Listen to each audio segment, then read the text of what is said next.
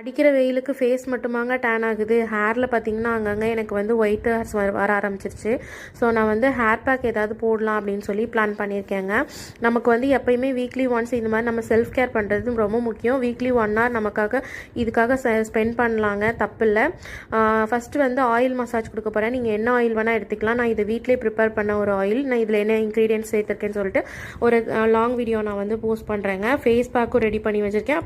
Plus வந்து hair pack வந்து henna powder, அதுக்கப்புறம் வந்து முட்டை, டீ ஸ்ட்ரெயினர், அதுக்கப்புறம் வந்து லெமன் ஜூஸ் இதெல்லாம் ஆட் பண்ணிவிட்டு நல்லா வந்து மிக்ஸ் பண்ணி எடுத்துக்கணும். இந்த மாதிரி ஹேர் பேக் போடுற அளவுக்கு நல்லா மிக்ஸ் பண்ணி எடுத்து வச்சுக்கணும். அதுக்கப்புறமா வந்து ஃபேஸ் பேக்கும் நான் வந்து கண்டிப்பாக போடுவேன். ஹேர் பேக் போடுறனாலே ஃபேஸ் பேக்கும் போடுவேன்.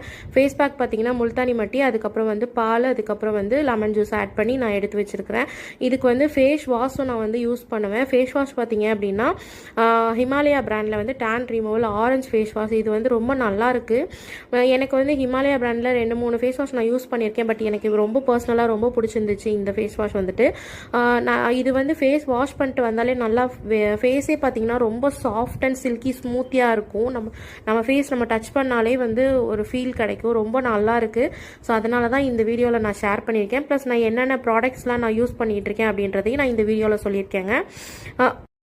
ஃபஸ்ட்டு நம்ம ஹேருக்கு வந்து ஆயில் வச்சு நல்லா மசாஜ் பண்ணிக்கலாம். ஃப்ரிஸியாக இருக்க ஹேரில் நம்ம எந்த ஒரு ஹேர் பேக்கும் போடக்கூடாது.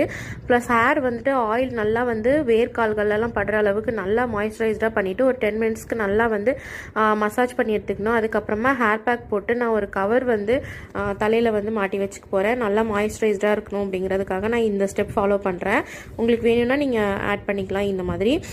ப்ளஸ் வந்து ஃபேஸ் பேக்குக்கு வந்து முல்தானி மட்டி அது வந்து ஃபேஸ்க்கு போட்டு ஒரு 20 மினிட்ஸ் நல்லா காய விட்டுடணும்.